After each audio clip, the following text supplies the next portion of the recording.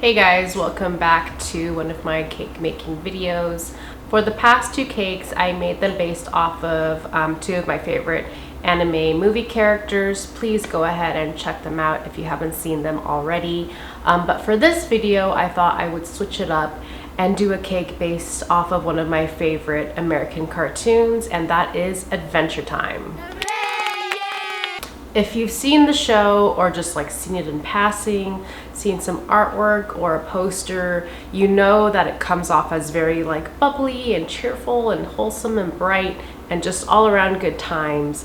But if you've really seen the show, you know exactly how dark it gets. There's a lot of creepy characters that lurk about the universe, and the storyline itself is pretty disturbing and gets a little real at times. This is exactly why I love the cartoon and why it remains one of my favorites. I mean, the whole storyline takes place post-apocalypse, so it's fun stuff. The show is now unfortunately over, though I believe there's a spin-off in the works with Fiona and Cake, so excited about that. But during the series, there were a few mentions of this one being, and he kind of made his big cameo at the very end for a short bit, but he is Golb.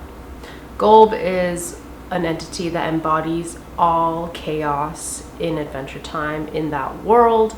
He is one of the most powerful beings in all the universe. Basically, wherever chaos is, he's making it happen. Now, to be honest, I was a little disappointed how little he showed up, because there'd be like hints of him appearing at some point during the series, and when he did, it was a little short-lived in my opinion, only because I just loved his character design. I thought he looked so cool. He had like those really creepy, bulgy four eyes, very human-like teeth, a purple snake tongue, and just all these like growths around his neck. He was just really unsettling to look at. I believe he first appeared in that pillow episode. Forgive me, I forget the title of it. But it's the one where Finn lives in a pillow world and has a pillow wife with pillow children. But he bounces off of Golb in that instance, and that was a really shocking scene for me to see, because it was so dark and incredibly creepy compared to the happy pillow world that Finn was living in. God knows I love a toothy smile, so I knew that Golb had to be my next cake. So sit back and enjoy. I hope you like watching me make this cake. I get a little clumsy at times, but it was a fun process all around. Don't forget to like, subscribe, and ring that bell for future notifications, and let's get on to it. As usual, I am starting off with a sketch. It'll be from different perspectives, specifically his front side facing forward, a side view, as well as his back side. I thought it was pretty important in this case, not that it's less important with other cakes, but because he is so like geometrical on his head and so natural on his body, I thought it was really important to get different angles.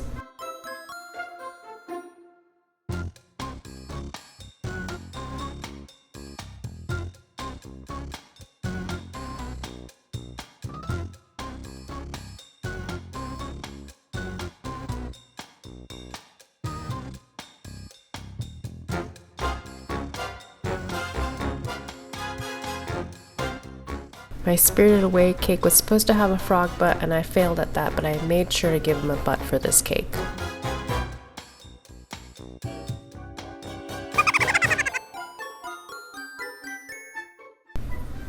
Now on to the cake making. I believe this was a Duncan Hines mix.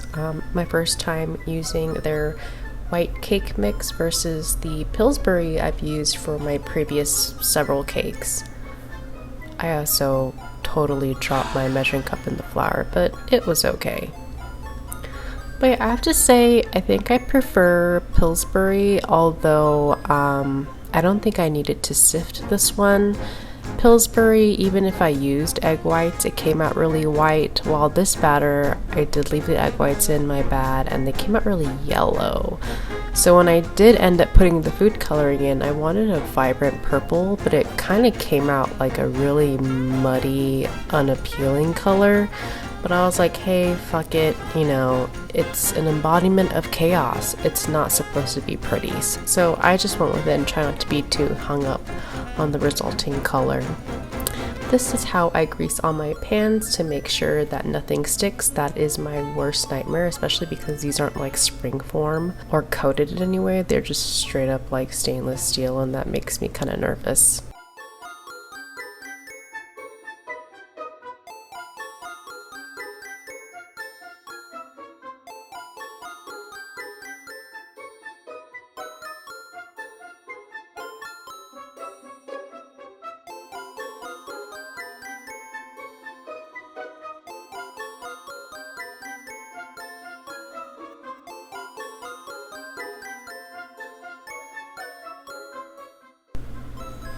Now I put them in the oven, no worries, but I ended up putting way too much freaking batter in each pan, and this wasn't really an issue with Pillsbury because I guess it doesn't raise as much, but with Dunkin' it totally does. So now I know for next time. So they kind of came out looking like purple buttholes, but it was really just one tier that came out messed up, and it didn't need to be that tall anyway, so I wasn't too worried about it. So the cakes were cooked through. They were just definitely more moist than what I would have preferred.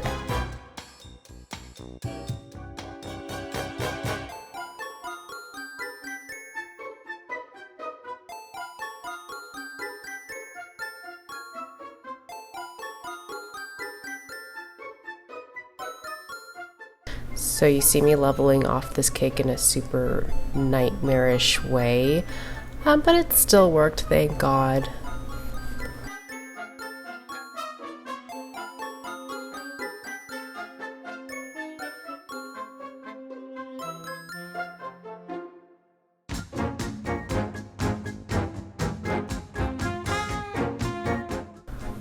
I stuck with the very white frosting. I wasn't even thinking of coloring it, to be honest. I was just kind of eager to get this cake together. If I had to redo it, I probably would have done it like a lighter purple, just so it makes the rest of the purple cake pop.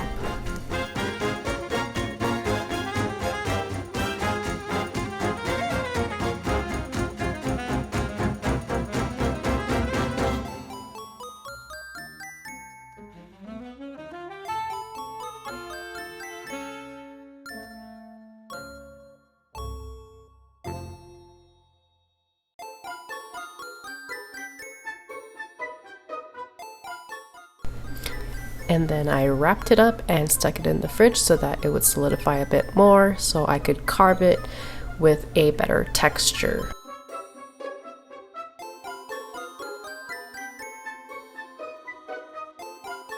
I was a little bit worried with how moist the sponge was, but it did harden up quite a bit, so I was happy with that. And then I slowly began carving away at him.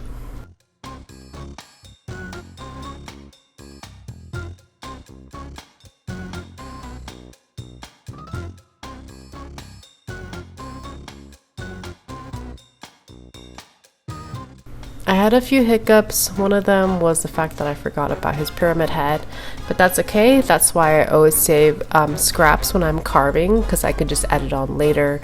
And this is actually probably an easier technique for me to use instead of carving his entire shape out of one piece of cake.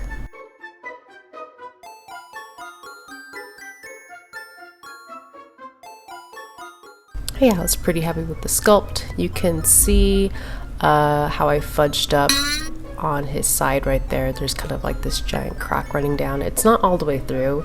It's only a little bit when I realized the mistake I had made, but I knew that that frosting would work as a glue. Crumb coating was an awkward process. My frosting had not come to room temp enough. It was a little too cold. On top of that, the cake itself, well, the sponge was a little soft, so thank God for a crumb coat because it was very crummy.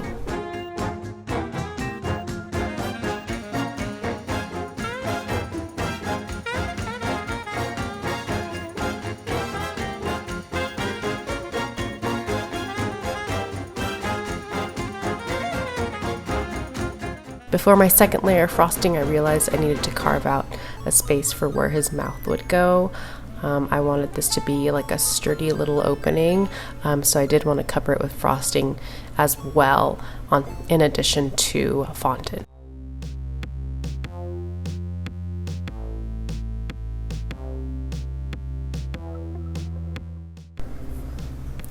And then the final layer of frosting. I did go slow again, but I just wanted to make sure I got his little pointy head perfect, and so that no bumps would show when I laid the actual fondant down.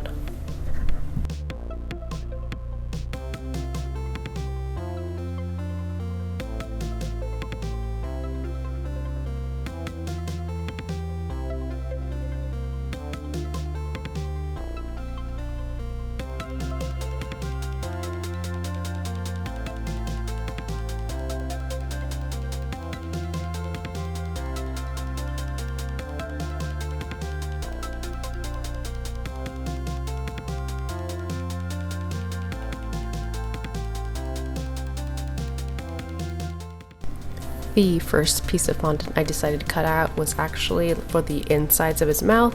I wanted a dark color, so I had some extra black fondant laying around, and I would kind of like push that into his mouth hole.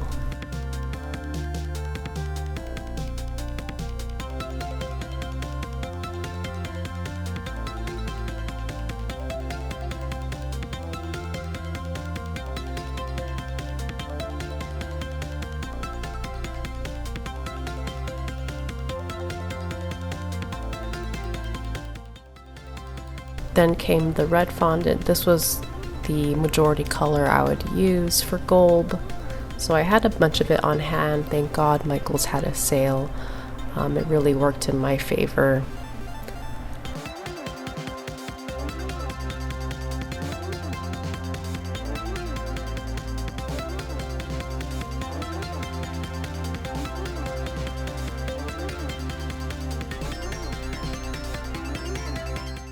I still have issues with laying fondant, the tearing, the elephant skin. I usually have to lay it in parts, which is kind of a no-no because seams with fondant are incredibly difficult to get rid of. Thankfully, I'm doing creature cakes and not like perfect cakes because the textures that I choose in the monsters that I create always happen to have like a texture that works in my favor, even if the fondant doesn't come out that great.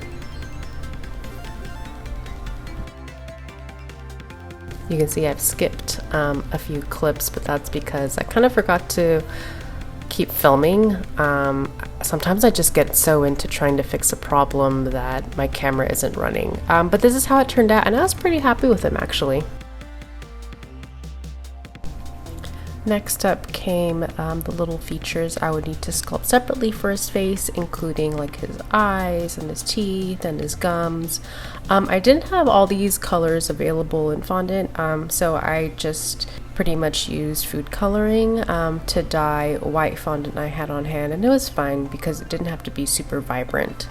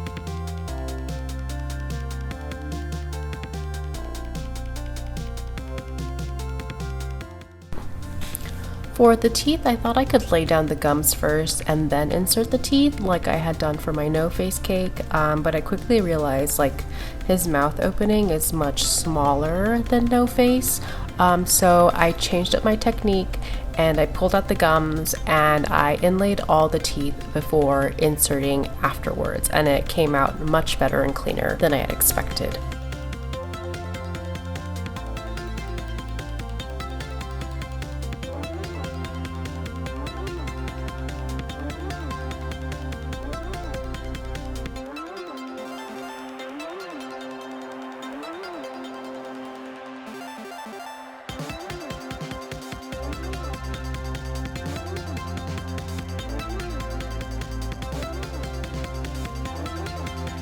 I also added additional detailing around the eyes, like that wrinkly eyelid skin. I thought it would make him look a little creepier, even though it didn't exactly mimic the cartoon.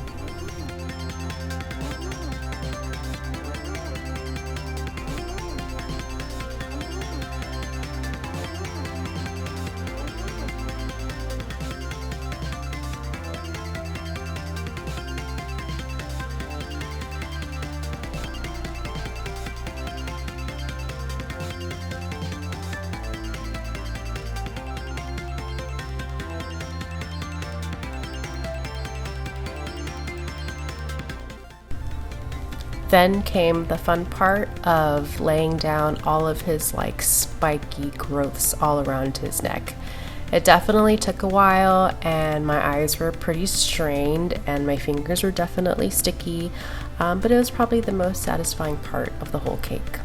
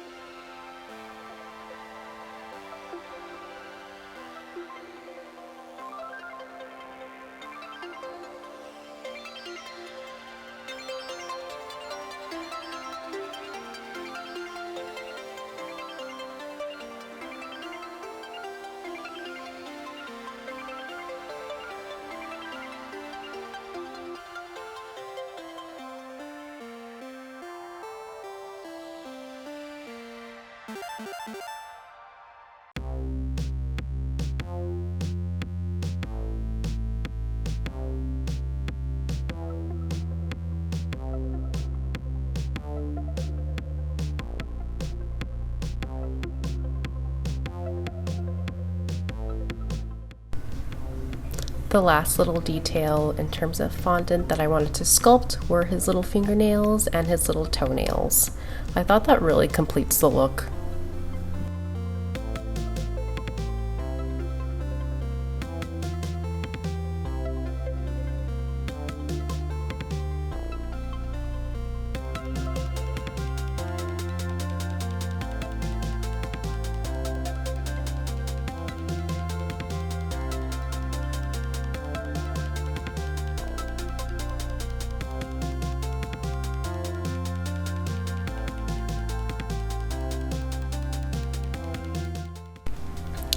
I did go in at the end with some food coloring. I mixed black and red gel food coloring together to give like a brown shadow color that I could use. I didn't use too much of it. I didn't want him too messy or dirty looking because he is a deity. Just did a little bit of shading to make him pop just a little bit.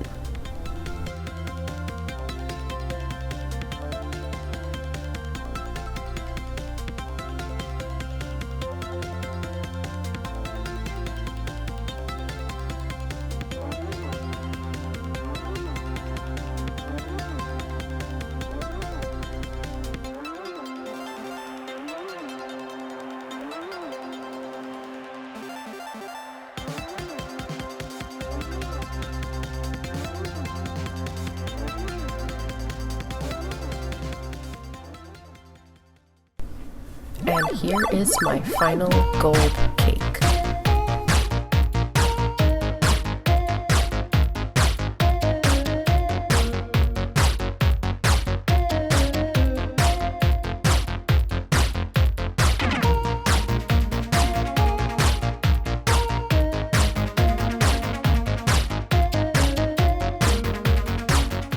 with a little butt to boot.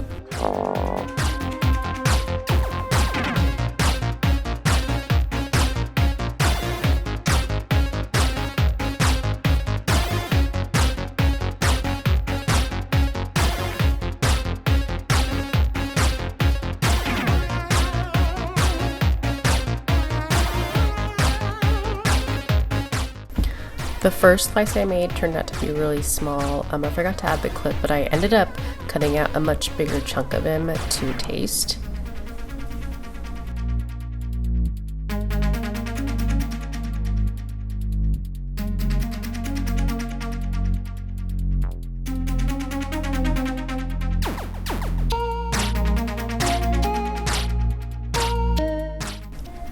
And he tasted great. Although my batter did overflow, I did have a moist sponge, so I couldn't really complain about that. All right, and that was Golb. So I was really happy with how he turned out. Maybe I could have worked on his arms, like the shape of his arms a little bit. But other than that, I thought he was really cute. He had that chubby baby body and that really creepy head. Definitely up my alley in terms of the looks that I go for. So if you like this video, please don't forget to like, subscribe, and hit that bell. It would really help me out, and I would love to show you more creepy creature cakes. Say that 5 times in a row. All right, see you next time. Bye.